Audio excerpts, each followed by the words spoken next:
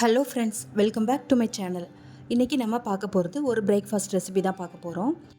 நம்மக்கிட்ட இட்லி மாவு இல்லாத போது இந்த மாதிரி நீங்கள் மாவு அரைச்சி வச்சுக்கிட்டிங்கன்னா ரொம்ப யூஸ்ஃபுல்லாக இருக்கும்.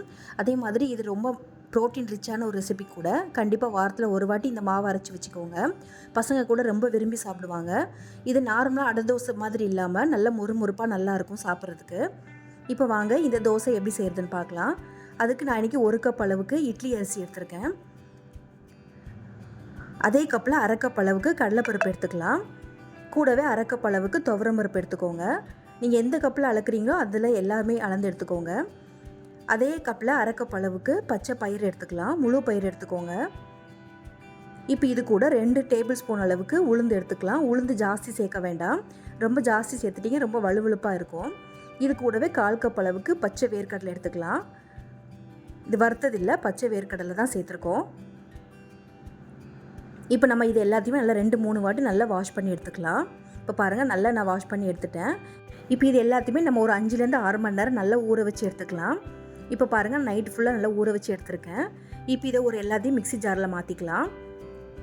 நான் இதில் நிறைய இருக்கிறதுனால 2 தடவை போட்டு அரைச்சி எடுத்துருக்கேன். இப்போ பாதி அளவுக்கு மிக்ஸி ஜாரில் போட்டுட்டு இப்போ இது கூட என்னெல்லாம் சேர்க்குறதுன்னு பார்க்கலாம். ஒரு துண்டு அளவுக்கு இஞ்சி எடுத்துக்கோங்க. கூடவே ஒரு பெரிய சைஸ் அளவுக்கு வெங்காயம் சேர்த்துக்கலாம். நான் எல்லா மாவுக்கும் சேர்த்து தான் இது வெங்காயம் சேர்த்துருக்கேன். இப்போ இது கூடவே 1/2 ஸ்பூன் அளவுக்கு மிளகு சேர்த்துக்கோங்க. இது கூட நல்ல 1 ஸ்பூன் அளவுக்கு சீரகம் சேர்த்துக்கலாம். சீரகம் கொஞ்சம் ஜாஸ்தியாகவே சேர்த்துக்கோங்க. இன்னும் நம்ம பாதி அளவு மாவு அரைக்க வேண்டியது இருக்குது. இப்போ இது கூட கொஞ்சமாக கருவேப்பிலை சேர்த்துக்கலாம். நம்ம இது கூட கருவேப்பிலை சேர்த்து அரைச்சிக்கலாம், தனியாக சேர்க்க வேண்டாம். இப்போ இது கூட காரத்துக்கு ஏற்ற மாதிரி பச்சை மிளகாய் சேர்த்துக்கலாம். நான் ஒரு 5 பச்சை மிளகாய் சேர்த்துருக்கேன். நம்ம ஏற்கனவே மிளகும் சேர்த்துருக்கோம், அதனால் பார்த்து சேர்த்துக்கலாம். இப்போ சேர்த்துட்டு இந்த மாவுக்கு தேவையான அளவுக்கு உப்பு சேர்த்துக்கோங்க. உப்பு சேர்த்துட்டு ஒரு 1/2 கப் அளவுக்கு தண்ணி சேர்த்துட்டு நல்லா இதை அரைச்சி எடுத்துக்கலாம். ரொம்ப நைஸாக அரைச்சி எடுத்துடாதீங்க, கொஞ்சம் குறகுறப்பாக இருக்கிற மாதிரி அரைச்சி எடுத்துக்கோங்க.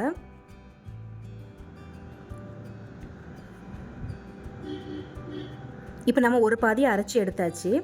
இப்போ மீதி இருக்கிறதையும் நம்ம அதே மாதிரி மிக்ஸி ஜாரில் போட்டு அரைச்சிக்கலாம். நம்ம 2வது தடவை மாவு அரைக்கும் போது எதுவுமே சேர்க்க தேவையில்லை. இப்போ எல்லாத்தையுமே நம்ம அரைச்சி எடுத்து வச்சாச்சு. இப்போ இதை ஒரு 10 நிமிஷம் ஊற விட்டுருங்க. ரொம்ப நேரம்லாம் ஊற வைக்க வேண்டாம், ஒரு 10 நிமிஷம் விட்டால் மட்டும் போதும்.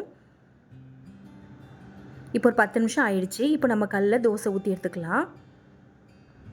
இதுக்கு 1 ஸ்பூன் அளவுக்கு எண்ணெய் ஊற்றிட்டு வெங்காயத்தில் நல்லா தடவி விட்டுருங்க. அப்போ தான் நமக்கு தோசை நல்லா வரும். நம்ம நார்மலாக எப்படி தோசை ஊற்றுவோமோ அந்த மாதிரி ஊற்றினா போதும். திக்காலாம் ஊற்றணும்னு அவசியம் இல்லை, நல்லா மெல்லிசாவே ஊற்றிக்கலாம். ஒரு கரண்டி அளவுக்கு மாவு எடுத்துகிட்டு இந்த மாதிரி மெல்லிசாக ஊற்றிக்கோங்க. இப்போ இதில் நீங்கள் தேவையான அளவுக்கு எண்ணெய் இல்லைனா நெய் கூட சேர்த்துக்கலாம். இதை சுற்றி எண்ணெய் ஊற்றி விட்டுருங்க.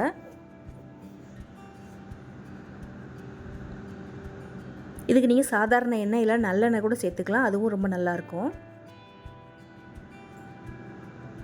இப்போ நம்ம 1 ஸ்பூன் அளவுக்கு எண்ணெய் சேர்த்துட்டு இது நல்லா வெந்து வரணும். நமக்கு ஒரு சைடு நல்லா வெந்து வரட்டும். அடுப்பை மீடியம் ஃப்ளேம்லேயே வச்சுக்கோங்க.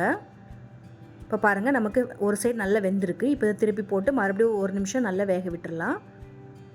திருப்பி நமக்கு எண்ணெய் தேவைப்பட்டுச்சுன்னா ஊற்றிக்கோங்க. இப்போ பாருங்கள், நமக்கு 2 சைடும் நல்லா வெந்து வந்திருக்கு. அவ்வளோதாங்க, இந்த தோசை நமக்கு ரெடி ஆகிடுச்சு. இதே மாதிரி நீங்களும் ட்ரை பண்ணி பாருங்கள். சாப்பிட்றதுக்கும் ரொம்ப டேஸ்ட்டாக இருக்கும். அதே சமயத்தில் ரொம்ப ப்ரோட்டீன் ரிச்சான ஒரு ரெசிபி கூட. கண்டிப்பாக வாரத்தில் ஒரு நாள் ட்ரை பண்ணி பாருங்கள். என்னோடய வீடியோ உங்களுக்கு பிடிச்சதுன்னா மறக்காமல் இந்த வீடியோ லைக் பண்ணி ஷேர் பண்ணிக்கோங்க. தேங்க்ஸ் ஃபார் வாட்சிங்.